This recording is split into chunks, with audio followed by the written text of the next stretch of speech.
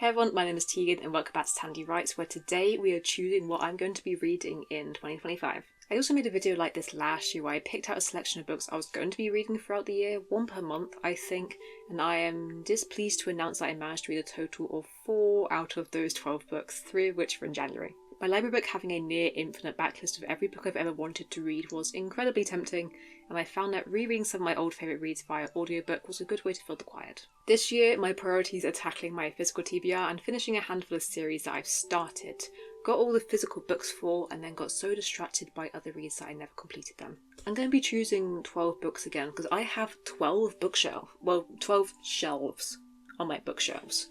So this one has 4. And these two have 3, but I use the top of them as a shelf as well. And yep, focusing on completing series, books that are going to be good comparison titles with the book I'm currently writing, so that's going to be relevant with querying. And again, just vibes. And as we established last year, I'm not going to be hugely dedicated. I don't have to read these books. If something catches my eye, I'll read it. So on the top shelf, what is there to read? We have...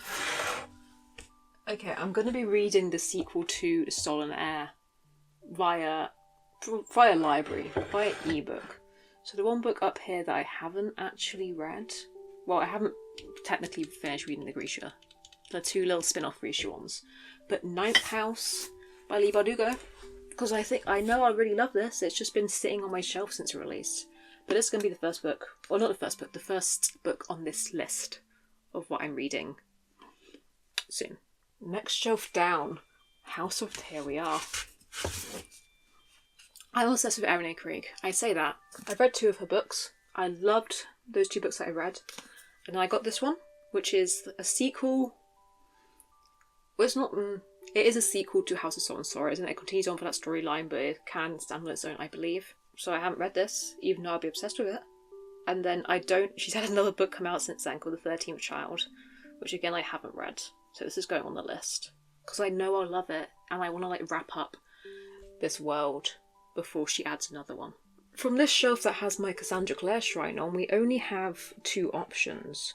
One is Inkheart, but one hidden away in this corner here is the final book in the Luminary series. And I enjoyed the first book. I enjoyed the second one a bit less. I'm not expecting to like this one at all, but for the sake of concluding this storyline, we're going to read it. So my bottom shelf is almost... This is where I stack my overflow, and I'm trying to see is there something... Oh, I've seen. In summary, I've seen.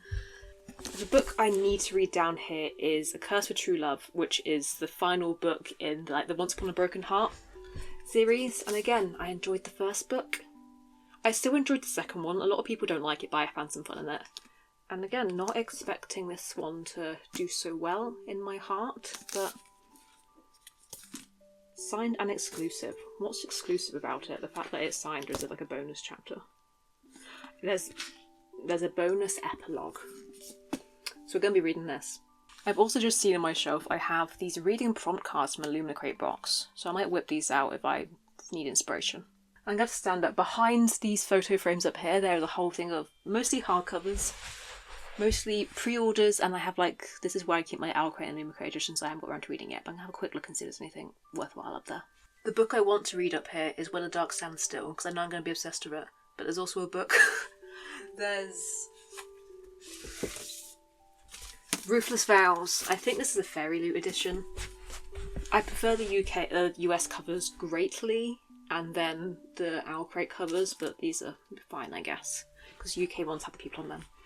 But yeah, read the first book, loved it. Didn't love it as much as everyone else because they're obsessed with it, but I really enjoyed it. Enough, obviously, to get the sequel that I didn't read. And as this is a duology, this will be wrapped up nicely when I finish reading this. There's quite a few on this shelf that I haven't read, and again I've put a little stack on here. If I was going through the stack, it'd be one of these 2. Because God, Goddess, Queen by B. Fitzgerald. I had this one, haven't read it. This is her Hades and Persephone.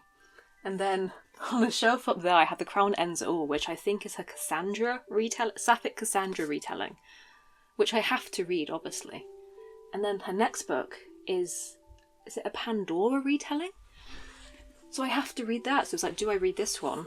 Or, this has got the Waterstones bar and Get One Half Price sticker on it. Or I can read this one, and When Harry Was Here, which I believe is going to be a very good comparison title for the book I'm currently writing. I'm going to go with this one because I need to do my research and also it's thinner. Okay, progress. This bottom section is like entirely blocked off by these books, but okay. A Taste of Darkness, I said I was going to read this year, then didn't. What's behind her? Okay, I've read most of the ones that are behind there, but what's here? What's this one? I've read you. Here's what I wanted. Okay, so again with the Waterstones Buy One Get One Half Price sticker.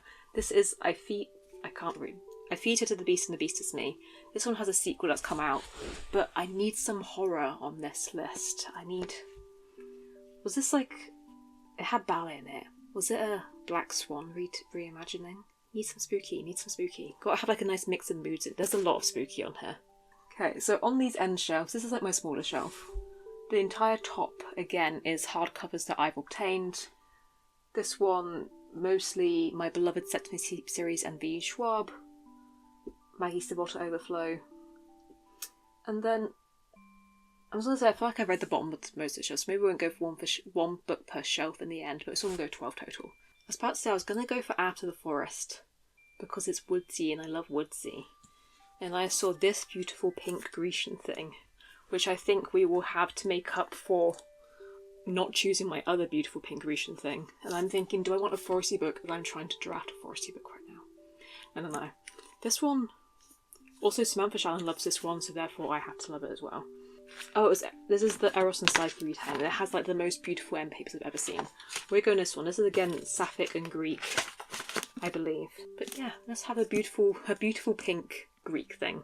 And then there's two books on this shelf I haven't read. One of them is one of the Elder Scrolls novels, and the other one is Our Dark Duet, and reading this will finish reading that duology. And I read, is it Our Savage Song? This Savage Song over the summer. Completely in love with it. Completely in love with everything Schwab's ever written, pretty much. So obviously we're going to read this.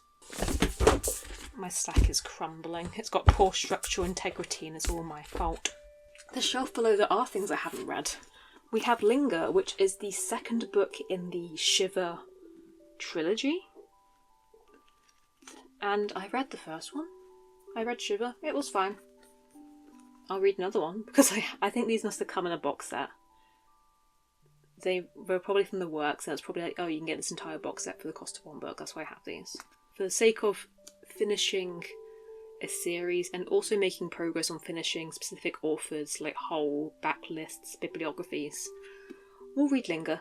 I was going to say I've read all those books, but there's one, I have a trilogy on there. I have the Daughter of Smoke and Bone on there, because all the books were on Amazon for £2 each, and I thought I can't resist a deal. But I don't think I want to start a new series right now. Have I picked something off this shelf? 1, 2, 3, 4, 5, 6, 7, 8, 9, 10. Have I just missed that shelf? So, off this shelf, we're just going to pick 2 then instead. So, we're going to have the Twisted Ones, which is out of the T. Kingfisher books I've not read this one. I have like the beautiful Illuma Crate, like Evernight Special Edition, but not read this one, and I know I'm going to love it. So straight on the stack it goes. Okay, this stack got like kind of horror influence and dark and sad real fast. Is there like another nice book that I can read to lighten it up? Do I own any nice, pleasant books? Do I just pick what's been here the longest? Actually, no, we're going to grab After the Woods because it saddened me so much to put it down. I'd said After the Woods. It's After the Forest by Cal Woods, which is a wonderful name for a fantasy author. Now we reached a point in the video where I try and lift up a giant stack of books and then get mad at myself that I can't lift it. But here we go. Here we go.